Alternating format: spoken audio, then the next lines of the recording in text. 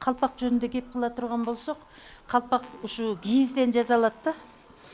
Бул кийизди болсо биз Сосновкада атайын фабрика бар.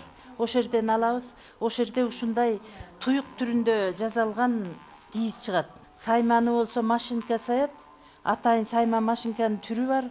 Анан ошондо мындай мына кыял оюм сыяктуу же болбосо кочкор мүйүз деп койсок болот. Ушундай сайманын түрлөрү бар.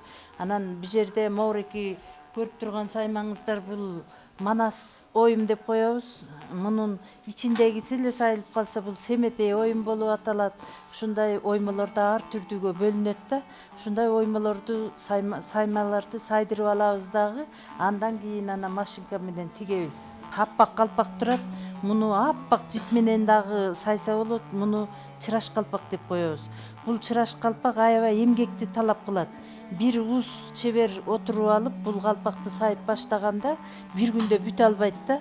Муну 2 күндөп сайылат. Калпакты жасоо иретинде эми ошо 4 талаага бөлүп алгандан кийин саймасын сайдырабыз дагы. Андан кийин машинага мынореки полоскаларын тигип алып, анан баркытын бириктирип, ошентип чачыгын коюп, чачыктын дагы өзүнчө мааниси бар. Бул чачыкты калпак кирдебеш үчүн ушу чачыктан кармап, илгери жүктүн үстүнө бийик жерге сактаган. Калпак деген ата бабабыздан келаткан бул ак калпактар ыйык болуп эсептелет да. Ошон үчүн муну ылдый жерге койбош керек. Дайыма бийик, ошо шифонердин үстүнө, жүктүн үстүнө коюп сакташ керек. Ошон үчүн бул чачыктар бир четинен кооздукка болсо, бир четинен ушинтип кармап колдонгонго жасалат турган чачыктар. Калпактар эми жаш кезде бала куракта кызыл, жашыл кылып түрдүү өң менен жасалат жаш балдарга. Андан кийин ана момундай ак калпактар ушу жаш курактарына жараша жаштарга, үйлөнгөн балдарга, анан жаш куракка бир 50 жашка чейин кийсе болот бул калпактарды. Мына ошондой калпактардын бири дагы бу жерде турат. Минтип сүрөтүн түшүрүп, саймасын сайдырып койсо да болот. Сайбай туруп аппак боюнча жасап койсо дагы өтө жарашыктуу калпактардын бири.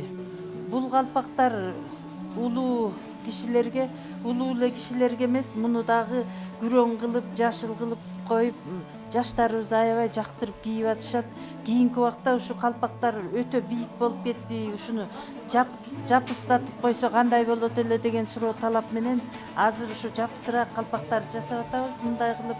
Бул жанагы ар бир эле мырза азыр машинечен жүрүп атпайбы, ошон үчүн машинеге төбөсү тийбесин деген мааниде анан ушуну суранып атышат. Ушуну акыркы убакта көп жасап атабыз. Бул бакай калпак деп коебуз. Бул бакай калпактар той кийими сыяктуу да. 50дөн ашкан 60, 70, 80деги аталарыбызга чапандар менен кошо берилип, белекке бериле турган калпак бул бакай калпак. Анан бакай калпакты күндө эле көчөгө эч ким кийип жүрө албайт да. Ошон үчүн бул көпчүлүгүн ошо белек катары эле, сый катары бериле турган калпак. Муну дагы таза кийизден жасап койсо аябай көрктүү болот. Мурун мүмкүн болушунча эле ушу моундай сыяктуу калпактын көчөтү көбүрөөк түшкөндө бул ушу кочкор мүйүз болуп эсептелет. Анан булар илгертен келаткан саймалар. Анан азыркы убакта көп эле сайма эмес, саймасы жок эле секиртме сайма менен, моундай кол саймалар менен муну илгертен келаткан сайма бул ушул секиртме кол сайма менен эле анан сүрөтүн койбой эле эркиндей чоң саймаларды сайбай эле ушундай кылып калпактар жасап бер деген суроо талаптар дагы бизде көп. Ошолорду да аткарып атабыз. Же болбосо такыр эле актай кылып жасап бергиле, илгери калпакты сайдырбай эле кийгенбиз деген биздин улуу муундагы адамдар дагы сурашат. Ошон үчүн биз ушундай калпакты сайдырбай эле дагы жасап берип атабыз. Мунун баары бизге кардалдар кандай сураса ошондой калпактарды чыгарып аткан кезибиз азыр. 5 март ак калпак күнү.